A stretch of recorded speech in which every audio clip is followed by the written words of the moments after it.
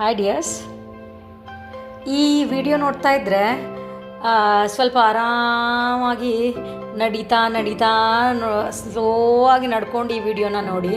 ನಾನು ಇಲ್ಲಿ ಸ್ಲೋ ಆಗಿ ನೋಡಿಕೊಂಡು ನಿಮಗೆ ವಿಡಿಯೋ ಮಾಡ್ತಾಯಿದ್ದೀನಿ. ಇದು ನಾನಿರೋದು ಲಾಲ್ಬಾಗಲ್ಲಿದ್ದೀನಿ. ಈ ಲಾಲ್ಬಾಗ್ಗೆ ಹೋದರೆ ನಮ್ಮ ಮನಸ್ಸು ಆಟೋಮೆಟಿಕ್ ರಿಲ್ಯಾಕ್ಸ್ ಆಗಿ ಕಾಮ್ ಆಗಿಬಿಡುತ್ತೆ.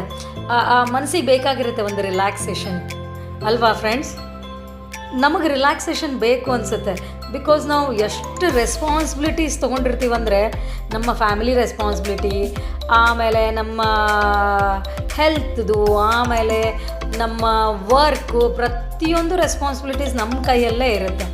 ಆಮೇಲೆ ನಮ್ಮ ಫ್ಯಾಮಿಲಿ ಮೆಂಬರ್ಸ್ದು ಹೆಲ್ತ್ ಕಂಡೀಷನ್ನು, ಅವ್ರದ್ದು ಹೆಲ್ತ್ ಕೇರ್ ತೊಗೊಳ್ಳೋದು, ನಮ್ಮ ಹೆಲ್ತ್ ಕೇರ್ ತೊಗೊಳ್ಳೋದು. ಸೊ ಇದೆಲ್ಲ ಫ್ರೆಂಡ್ಸ್ ನಮ್ಮ ರೆಸ್ಪಾನ್ಸಿಬಿಲಿಟಿ ಆಗಿರುತ್ತೆ.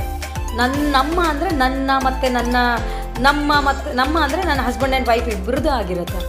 ಸೊ ಅದಕ್ಕೆ ನಾವೇನು ಮಾಡಬೇಕು, ನಮ್ಮ ಅಷ್ಟಕ್ಕೆ ನಾವು ಖುಷಿಯಾಗಿ ಇಟ್ಕೋಬೇಕು, ಮೋಟಿವೇಟ್ ಆಗಿರ್ಬೇಕು ಯಾವಾಗಲೂ ಅಲ್ವಾ? ಸೊ ಅವಾಗವಾಗ ಈ ಥರದ ಪ್ಲೇಸಸ್ಸಿಗೆ ಬಂದರೆ ಆಟೋಮೆಟಿಕ್ ನಾವು ಮೋಟಿವೇಟ್ ಆಗಿಬಿಡ್ತೀವಿ. ಮತ್ತು ಒಂದಿಷ್ಟು 15 ಡೇಸು 1 ಮಂತ್ ರಿಲ್ಯಾಕ್ಸ್ ಆಗಿರ್ಬೋದಲ್ವಾ? ಸೊ ಫ್ರೆಂಡ್ಸ್, ನಾವು ಹೇಗೆ ನಮ್ಮನ್ನು ನಾವು ಮೋಟಿವೇಟ್ ಆಗಿ ಮಾಡ್ಕೋಬೇಕು?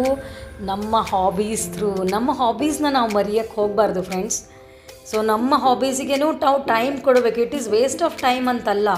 ಇದು ನಮ್ಮ ಹಾಬೀಸ್, ಅದು ಹಾಬಿ ಯಾವುದಾದ್ರೂ ಆಗಿರ್ಬೋದು, ಅಥವಾ ರೀಡಿಂಗ್ ಹಾಬೀಸ್ ಇರ್ಬೋದು, ಇಲ್ಲ ತೋಟಗಾರಿಕೆ ಇರಬಹುದು, ಇಲ್ಲಾಂದರೆ ಫೋಟೋಗ್ರಫಿ ಇರ್ಬೋದು, ಇಲ್ಲ ಮ್ಯೂಸಿಕ್ ಕೇಳೋದಿರ್ಬೋದು. ಯಾವುದಾದ್ರೂ ಹವ್ಯಾಸಗಳನ್ನು ನಾವು ಮರಿಬಾರ್ದು ಫ್ರೆಂಡ್ಸ್.